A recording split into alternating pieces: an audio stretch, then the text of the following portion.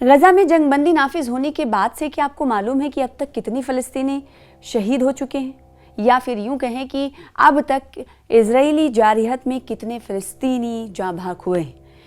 ये तो हम जानते हैं कि जहाँ एक तरफ हमले का निशाना बनाए जाते हैं फ़लस्तीनी अवाम, वहीं दूसरी तरफ भूख की वजह से भी उनकी अमवात हुई है। पूरी वीडियो देखने के लिए आपको हमारे साथ रुकना पड़ेगा, इस वीडियो को देखना पड़ेगा ताकि तादाद आप जान सकें और किस मुल्क से और किस जगह से आपने इस वीडियो को देखना शुरू किया है, इससे कमेंट में ज़रूर बताइएगा।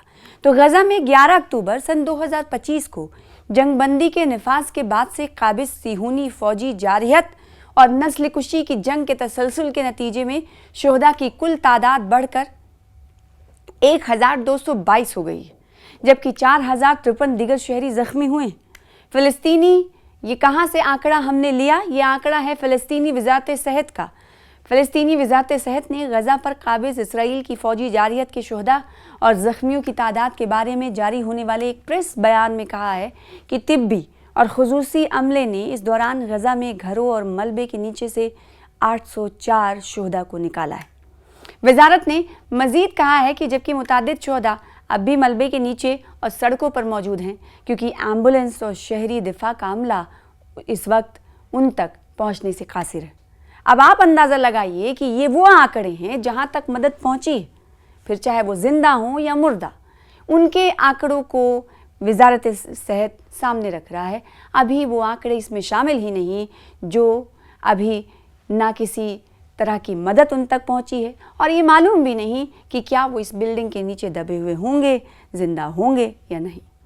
वज़ारत सेहत ने इत्तला दी है कि गज़ा के अस्पतालों ने गुज़िश्ता 48 घंटों के दौरान 8 शोहदा के जस्द खाकी लाए गए हैं, जिनमें ज़ख्मियों की ताब ना लाते हुए शहीद होने वाला एक शख्स भी शामिल है। इसके अलावा 76 अफराद ज़ख्मी भी हुए। उसने वाज़े किया है कि 7 अक्टूबर सन 2023 को गज़ा पर काबिज इसराइल की फ़ौजी जारहत के आगाज़ से लेकर अब तक की मजमूई तादाद बढ़कर 73,300 यानी 73,349 शोहदा तक पहुँच गई है। इसके अलावा 1,74,162 अफराद मुख्तलिफ नौइयत के ज़ख्मों के साथ ज़ख्मी हुए, जिनमें से कुछ की हालत तशवीशनाक और इंतहाई तशवीशनाक है। इसके अलावा उसने एक इमारत के मुनहदम होने के नतीजे में एक शहरी के जाँ बहक होने की भी निशानदही की, जिससे इमारत के मुनहदम होने के मुतासरीन की तादाद बढ़कर 33 हो गई। काबिज इसराइल की फोर्सेस लगातार 296वें दिन भी गज़ा में जंगबंदी और कमज़ोर पुरअमन मुआहदे की खिलाफ वर्जियों का सिलसिला जारी रखे हुए है, जिसके साथ ही आबाद घरों और शहरी तनसीबात को हदफ बनाने और उन पर बमबारी का सिलसिला भी जारी है।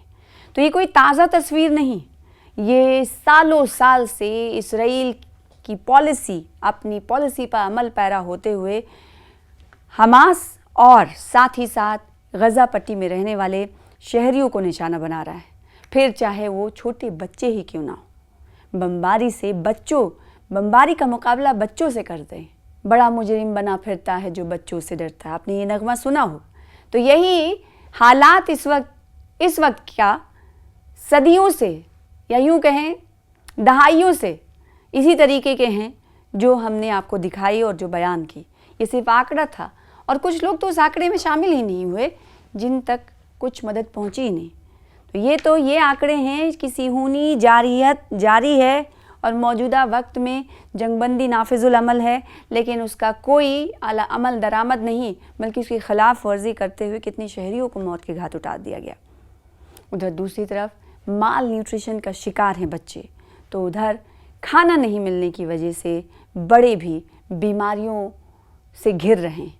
कई ऐसी बीमारियां हैं जो जानलेवा हैं, या फिर यूँ कहें भूख सबसे बड़ी बीमारी है, इसको कोई दूर नहीं कर सकता। ये एक कौन कह रहा है? ये एक शहरी, फ़लस्तीन की गज़ा पट्टी की एक शहरी की तरफ से ये बात कही गई। मतलब भूख का कोई मज़हब नहीं होता और भूख से बड़ी कोई बीमारी नहीं होती।